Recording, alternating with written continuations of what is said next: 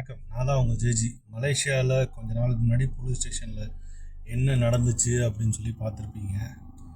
அதுக்கு எனக்கு தெரிஞ்ச சில விஷயத்தை பகிர்ந்துக்கணும் அப்படிங்கிறது தான் இந்த வீடியோ. அப்படி ஒரு கலவரம் நடந்ததுக்கான காரணம் என்ன அப்படின்னு சொல்லி பார்த்தோம் அப்படின்னு சொன்னோம்னா, கல்வி முறை. இந்த கல்வி முறை அப்படிங்கிறது எப்படி அப்படிங்கிறத தெரிஞ்சுக்கோங்க. சின்ன வயசுலேருந்து மலேசியாவை பார்த்துக்கிட்டு இருக்கும்போது இப்போ தான் கடந்த 5 வருஷமாக நம்மளோட தமிழர் சமூகம் நல்லா முன்னேறி படித்து பெரிய பெரிய போஸ்டிங்கில் இன்னும் பார்க்கும்போது பெருமையாக இருந்தது. எனக்கு அதெல்லாம் அப்படி பார்க்கும்போது ரொம்ப பெருமையாக நான் பார்ப்பேன். ஒவ்வொரு மலேசியா தமிழனும் பெரிய பெரிய போஸ்டிங் வரும்போது ரொம்ப பெருமையாக பார்த்துக்கிட்டு இருக்கேன். என்ன ஒரு இதுன்னு கேட்டிங்கன்னா, அந்த என்டர்டெயின்மெண்ட் ஃபேண்டசி அப்படின்னு சொல்லி போகும்போது இப்போ ரிலீஸ் ஆன கருடர், இன்னைக்கு ரிலீஸ் ஆன கருடர் ட்ரைலர் எடுத்து பார்க்கும்போது என்னென்னு கேட்டிங்கன்னா, அடி புட்டி சண்டை கொலை, இவ்வளவுதான் விஷயம். இது என்னென்னு கேட்டிங்கன்னா, ரொம்ப பீக்கில் போகிறது மலேசியாவில் என்னென்னு கேட்டிங்கன்னா, ஏகப்பட்ட தமிழர்கள் இந்த மாதிரி படத்தை ரொம்ப அதிகமாக பார்க்குறாங்க.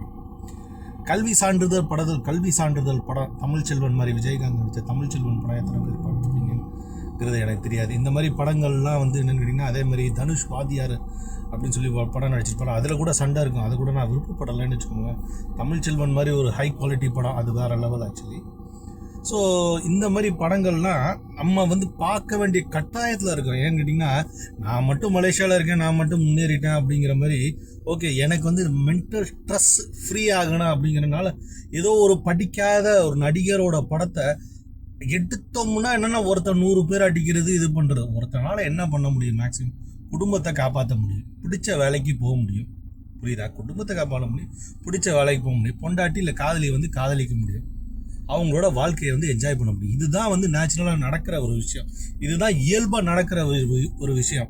இந்த விஷயத்தை டோட்டலாக டைவெர்ட் பண்ணி என்ன கேட்டிங்கன்னா, தமிழனா அடிக்கணும்டா, உதைக்கணும்டா, மிதிக்கணும்டா அப்படிங்கிற மாதிரி ஒரு கான்செப்டில் படம் எடுக்கிற அந்த படத்தை வெற்றி கொடி கட்டுற லெவலில் 100 கோடி 200 கோடி. உதாரணத்துக்கு எம்ஜிஆர் இருக்கார், பார்த்துருக்கீங்களா?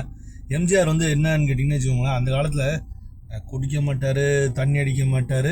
படத்தில் என்னன்னு கேட்டிங்கன்னா, யாரையும் கொலை பண்ணியிருக்க மாட்டார், ஜெயிலில் தான் அரெஸ்ட் பண்ணி போட்டிருப்பாங்க. அதே எம்ஜிஆர்னு சொல்லிட்டு இப்போ என்னென்னா, இளைய தளபதி விஜய் அப்படின்னு சொல்லி ஒருத்தர் இது பண்ணிட்டு எல்லா படத்துலையும்.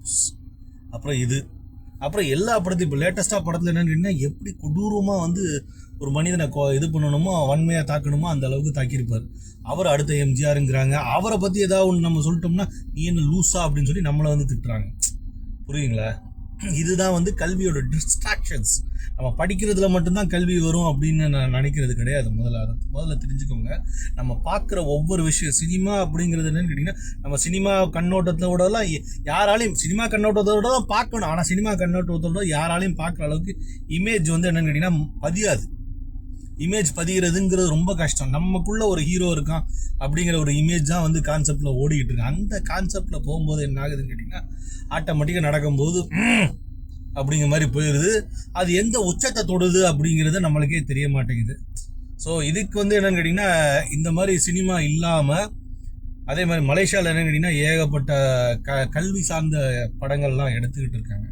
அந்த மாதிரி படங்களை வரவேற்று உலக சான்றிதழ் கொடுக்கணும் அப்படின்னு சொல்லி வேண்டிய அந்த மாதிரி இதை இது பண்ணலாம். வரலாற்று மிக்க கதைகள் இந்தியாவிலேருந்து வந்துச்சுன்னா அந்த கதையை வரலாற்று மிக்க உண்மை கதையாக இருக்கணும். ஏன்னு கேட்டிங்கன்னா, இந்த சூர்யா நடிச்சு இந்த யாரோ என்னன்னு கேட்டிங்கன்னா, இந்த பிளைனை இது பண்ணுற ஒரு கதை ஒன்று வந்துச்சு. அது எவ்வளோ ஃப்ராடுதனம் பண்ணாங்க அப்படிங்கிறது உங்களுக்கே தெரியும். அது கதையே அப்படியே மாற்றி என்னன்னு கேட்டிங்கன்னா, பொய்யை இது பண்ணி அதுலேயும் என்னன்னு கேட்டிங்கன்னா, அந்த கேரக்டரில் உண்மையாக வாழ்ந்துக்கிட்டு இருந்த அந்த அம்மா இன்னும் பிச்சை எடுத்துக்கிட்டு இருக்காங்க. அந்த அம்மாவுக்கு தான் என்னன்னு கேட்டிங்கன்னா, இன்டைரக்டாக இந்த மூவிக்குன்னு சொல்லி 100 கோடி கிட்ட அவார்டு எடுத்துக்கிட்டு கொடுத்துட்ருக்காங்க. இவங்க என்னன்னு கேட்டிங்கன்னா, 8 லட்ச ரூபா மட்டும் கொடுத்துட்டு, சூர்யா மற்ற ஆள்லாம் 100 கோடி கிட்ட அவார்டுக்குன்னு தனித்தனி ஒவ்வொரு ஊரில் கொடுத்த அவார்டு. மற்ற படம் ஓடினதை பற்றி நான் பேசலை. 100 கோடி கிட்ட அவார்டுக்குன்னு கொடுத்த பணத்தை அவங்க வச்சுக்கிட்டு அந்த கேரக்டராக எடுத்துருக்காங்க. அந்த அம்மா இருக்காங்க பாரு, அந்த அம்மா இன்னும் பிச்சை எடுத்துக்கிட்டு இருக்காங்க. ஒரிஜினலாக ஒருத்தவங்களது கதையை திருடி. அப்போ நம்ம என்ன பண்ணுறோம், இவங்கள மாதிரி ஆளுங்களை ஒரு பெரியாள்னு மதிக்கிறனால என்ன ஆகுதுன்னு கேட்டிங்கன்னா, அங்கே அது எப்படி அவங்க பிச்சை எடுத்துக்கிட்டு இருக்காங்களோ, இந்த ஊரில் இந்த மாதிரி ரவுடிசம் ஃபார்ம் ஆகுதோ அப்படிங்கிற என்னோட சிந்தனை தான். இது இல்லாமல் இருக்கணும் அப்படிங்கிறதான் நான் ஆசைப்பட்றேன். இப்போ இதை தவிர வேறு ஏதாவது நல்ல கருத்து இருக்குது அப்படின்னு சொல்லி நீங்கள் சிந்திச்சிங்கன்னா என்னோட கமெண்ட் செக்ஷன் பாக்ஸில் தெரிவிக்க. நன்றி.